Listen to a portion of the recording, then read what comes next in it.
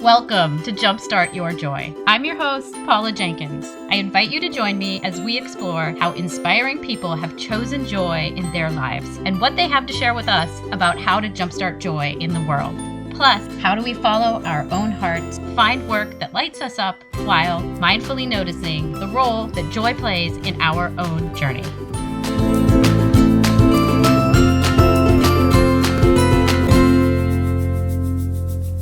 Hello and welcome to episode 85. This is Paula Jenkins, the host of Jumpstart Your Joy. The theme for the month of May is finding what fits, and it's all about looking at connecting the dots in your life and finding the what behind what brings you joy. This week's episode is a solo cast in which I'll be looking at 4 ways to find what fits in your life. Finding what fits is finding your way to feeling content, satisfied, and fulfilled in your life, and I know that leads to more joy as well. As you heard last week, Emily Wapnick was on talking all about her brand new book, How to Be Everything, and coming up this month, we will also be talking to Sarah Von Bargen of yesandyes.org and Andrea Scher of Superhero Life. Before we get to today's solo cast, I am so glad that you are here. Thank you so much for tuning in this week and for every week and for joining me. I publish show notes for each episode that includes links that I talk about, additional references, and some of my thoughts about the topic. And you can find the show notes for this episode at jumpstartyourjoy.com/episode 85. If you are thinking of creating a podcast of your own, I have compiled many of the answers to the basic questions that I've gotten over the years in my very free Podcasting Fundamentals course.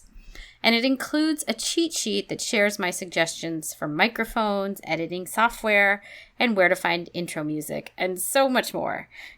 You can get this whole free mini e-course by visiting the website and clicking on the Start a Podcast button, which is on the right-hand side of the page below my photo. And when you do this, you will also be registered to be on the VIP list for my upcoming Jumpstart Your Podcast Bootcamp, and the registration for that will open in about a week. And we're kicking off in June. In just 10 weeks, you will have a podcast of your very own ready to go live. So for this week, I am sharing my thoughts on how to find what fits in your life. And I've broken this down into 4 steps or 4 ways to think about finding what fits in your life. And they are inspiration, intention, action, and courage.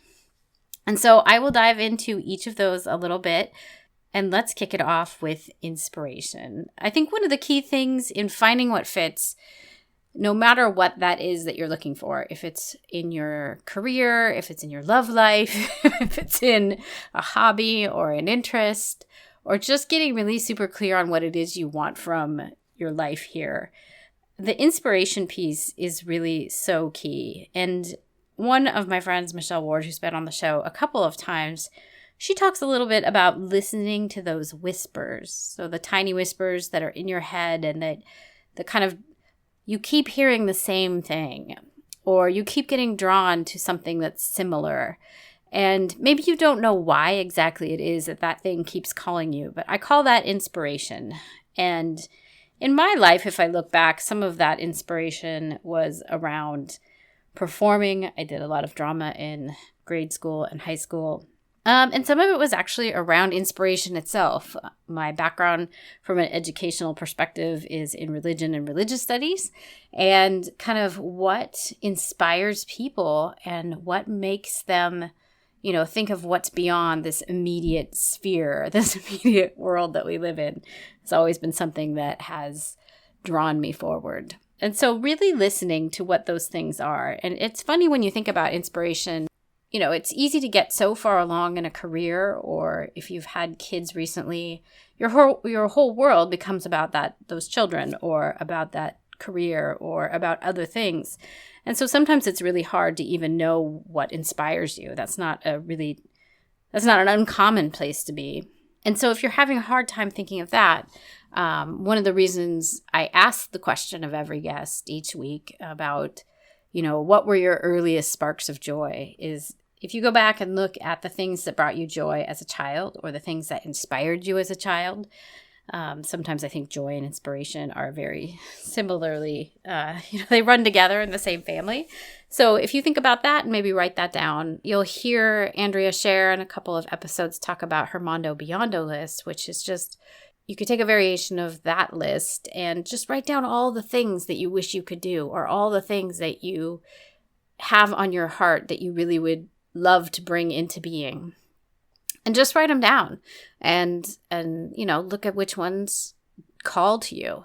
I think getting quiet and spending some time with whatever those whispers are or have been in the past, if you can't really get in touch with them what they are right now, it's that inspiration piece that's going to help you find what fits as you move forward. The other piece that Andrea talks about, another way of kind of understanding if something really is a piece that brings you inspiration or that you're really drawn to, if you're having a hard time deciding, is it this thing that I want or this other thing, is you could, kind of close your eyes and determine, is this something that gives me a sense of what she would call a full body yes? So that would mean, if you think about it, does your heart just leap? You kind of maybe sense it in your gut or in your head. Does this thing just light me up? The other, an opposite version of that is, does something give you a full body no, which is, does everything in your body just say, no, that's not it. I don't like that. I don't want to do that. And if you've got that sense about something, that's a really great somatic way of understanding that this is probably not the thing that you want to do. This does not fit. But if you go and look for the full body yes, I think that's an excellent way to determine if something is in that realm of inspiration or if it's one of the whispers that you've heard for a long time. Those are the things that start to lead you on the path to finding what fits. The second step, or the second thing to consider when you're looking at finding what fits for you in your life, is intention. And it means, well, probably means many things to different people, but it really means spending some time with thinking about, what do I want? I think there's a crossroads here for me when I wrote down intention, which is mindfulness about this process. So if you're feeling like you're not quite sure what it is that you want in your life, well, you've got these whispers or, a general sense of what used to bring you joy. And I think the thing that's so important is really spending some time with the question of, what is it that I want? Really making space in your day-to-day. In our busy lives right now, it's so easy to just jump from one thing to the next and not take that pause or that mindful moment to really consider, is this the thing, whether it's that you're trying to make a path to getting closer to the thing that you want, or if your day-to-day you have the opportunity to work towards, like whatever your dream job might be. Is the thing that you're about to do going to bring you closer to that goal? Does it bring you closer to inspiration? Another way of looking at it is, does it bring you closer to love? Or does it take you further away from that? And so I think putting a little bit of that intentionality around it, some mindfulness to your day about stopping and checking in. It could be that you stop and check in with your body again and say, hey, am I getting a sense here that this feels right, content? Does this feel fulfilling? Does this feel good to me from a body perspective? And then going towards that thing if it does, and then kind of giving yourself the opportunity to consider it if it does not, to give yourself the permission to say no to the thing, if it's not getting you closer to the inspiration that you've said that you want to go towards. So I think giving yourself that opportunity to spend time with it, whether that be every day, it could be something that you catch yourself in the moment of saying, hey, why doesn't this decision feel totally right? Why doesn't this thing bring me more joy? And get curious about why that thing maybe doesn't. But really putting the mindfulness practice around it so that you give yourself the space to consider and be curious and start to follow the things that feel more joyful or feel more like they fit for you, instead of just going, going really fast through your day. And because when you speed through things, you're not going to be able to tell. And then at the end of the day, yes, you've done all the things, but were they the things that felt like they fit? Maybe they weren't, or maybe they were. Really putting the level of intentionality. Another way of doing that intentional check-in could be even at the end of the day. Did the things that I did today, did they feel right and good and like they fit? And if they didn't, what could I have done different, or what can I do different tomorrow to make them feel a step closer to something that fits in my life. And that's another way to maybe do that check-in if you don't have the opportunity to stop in the moment, but to really kind of go back and review your day. Another intentional thing would be to check in the morning before you get going and really spend some time with the idea of, what do I want my intention for this day to be? What do I want my intention? Maybe if you're going into a meeting or a pitch, if you're bringing in new clients or something, what do I want my intention for this meeting or this pitch or this conversation to be?